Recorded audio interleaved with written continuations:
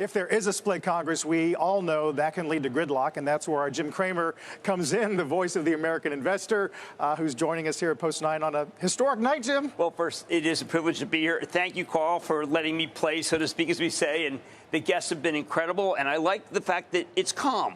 I'm not getting anyone saying, you know what, tomorrow it could be just a rip-snorting bull, or it could be a depression. None of that should play. People should just recognize it's going to be pretty much the same for a while. Right. What do you make of futures here and the intraday action today? Well, look, I felt that there's a relief that this thing is going to be over. I think there are a lot of people who feel already what matters is our interest rates. We just went through 70% of the companies just reported, and the earnings were great. And I know it sounds pedestrian and boring as the voice of the American investor, so to speak, but profits are what control what we do. And I know that there's a prism, which is that we have a bond market that's much bigger than the stock market.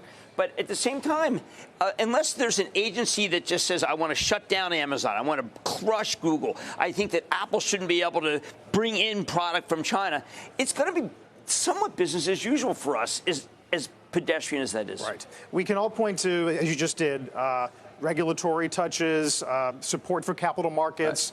Right. How does that collide or conflict with the threat of spending and a higher deficit and higher yields? Does that suppress any upward action that equities might otherwise get? I think Larry Fink had a great piece today where he was talking about how we better start talking about growth. I'm not hearing enough people talking about growth. We have to. The only way you can solve this deficit, we can't cram it down. We can't say everybody who has a bond, a treasury that yields 7%, you're only going to get 3%. We can only grow.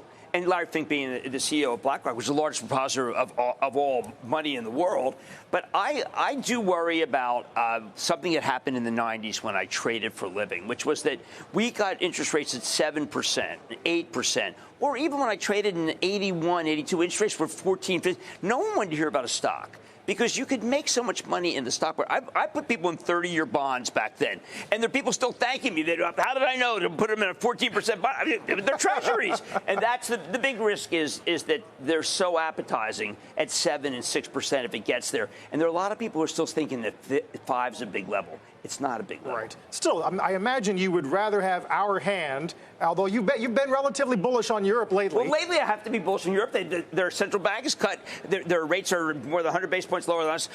Look, when Apple's bullish on Europe, when Amazon's incredibly bullish on Europe, when Banco Santander and David Faber, who's not even making fun of me, but Banco Santander is the largest bank in Europe, when they're really bullish, when you do get a Spanish PMI, people were joking with me. I said, no, you got to pay attention to these countries. They're doing better than a lot of other countries around the world. I just think you want to put your money in Europe. There's so much talk about China and what China's going to do. I got an idea. Stop talking about how China's going to come back, because we don't care anymore. You're not going to get that stimulus that's going to make your numbers. Write it off. Give it an asterisk. Move on. Right. You've been pretty consistent. Don't Estee Lauder me.